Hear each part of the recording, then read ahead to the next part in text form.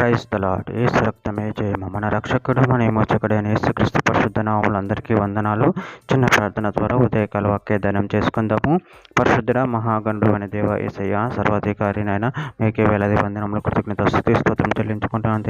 దేవ ఉదయకాలం ప్రభు వాక్యభాగం ధ్యానిస్తుండగా వాక్యభాగం అర్థమట్లు సహాయం చేసి మీ కృపలో బలపరిచి మీకు మాదిరిగా మమ్మల్ని నడిపించమని చిన్న ప్రార్థన ప్రభు యేసుక్రీస్తు పరిశుద్ధ నామములో అడిగి వేడుకుంటున్నాను తండ్రి. Amen amen.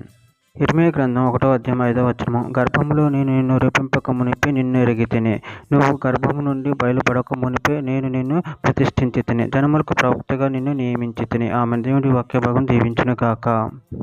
ప్రభునందు ప్రియులారా, ఇక్కడ వాక్య భాగంలో గమనించినట్లయితే గర్భంలో నేను రూపింపక మునిపే నిన్ను ఎరిగితిని, నువ్వు గర్భం నుండి బయలుపడక మునిపే నేను నిన్ను ప్రతిష్ఠించి తిని, జనములకు ప్రవక్తగా నిన్ను నియమించి తిని.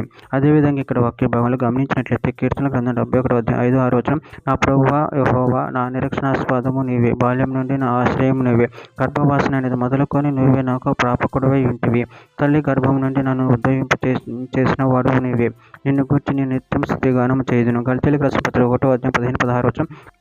ఆయనను తల్లి గర్భమునందు పడినది మొదలుకు నన్ను ప్రత్యేకపరిచి తన కృపచేత నన్ను పిలిచిన దేవుడు నన్ను అన్ని జనుల్లో తన కుమారుని ప్రకటింపవాలని ఆయనను నా యందు బయలుపరపను అనుగ్రహించినప్పుడు మనుష్య మాతృలతో నేను సంప్రదింపలేదు.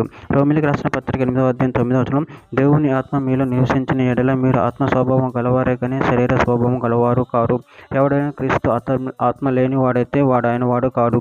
కీర్తన గ్రంథం 22వ అధ్యాయం 10వ వచనం. గర్భవాసన అనేది మొదలుకొని నాకు ఆధారము నువ్వే, నా తల్లి నన్ను కన్నది మొదలుకొని నా దేవుడవు నువ్వే. కీర్తన గ్రంథం 139వ అధ్యాయం 13వ వచనం. నా అంత్యేంద్రియమును నువ్వే కలగచేసేవి, నా తల్లి గర్భమందు నన్ను నిర్మించిన వాడువు నువ్వే. యోహాను సువార్త 15వ అధ్యాయం 16వ వచనం. మీరు నన్ను ఏర్పరచుకొనలేదు, మీరు నా పేరిట తండ్రిని ఏమి అడుగుదురో అది మీకు అనుగ్రహించినట్లు మీరు వెళ్ళి ఫలించుటకును మీ ఫలము నిలిచి ఉండుటకును నేను మిమ్మల్ని ఏర్పరచుకొని నియమించి తిని. యోహాను సువార్త 17వ అధ్యాయం 19వ వచనం. వారు సత్యమందు ప్రతిష్ఠ చేయబడినట్లు వారి కొరకే నన్ను ప్రతిష్ఠ చేసుకొనుచున్నాను. చివరిగా ఒక మాట. అపోస్తల కార్యముల గ్రంథం 22వ అధ్యాయం 14వ వచనం. అప్పుడు అతడును మన పితరుల దేవుడు మన చిత్తమును తెలుసుకొనుటకు ఆ నీతిమంతుని చూచుటకును ఆయన నోటి మాట వినుటకును నిన్ను నియమించి ఉన్నాడు. ఆమె దేవుడి వాక్య భాగం దీవించును గాక. చిన్న ప్రార్థన చేసుకుందాము. పరిశుద్ధుడ మహాగణుడు అనే దేవ యేసయ్య, నాయన మీరు ఇచ్చిన వాక్యాన్ని బట్టి స్వామి కోసం చెల్లించుకుంటాను. తండ్రి, మీరు మమ్మల్ని ఏర్పరచుకుని ఉన్నారు ప్రభావ.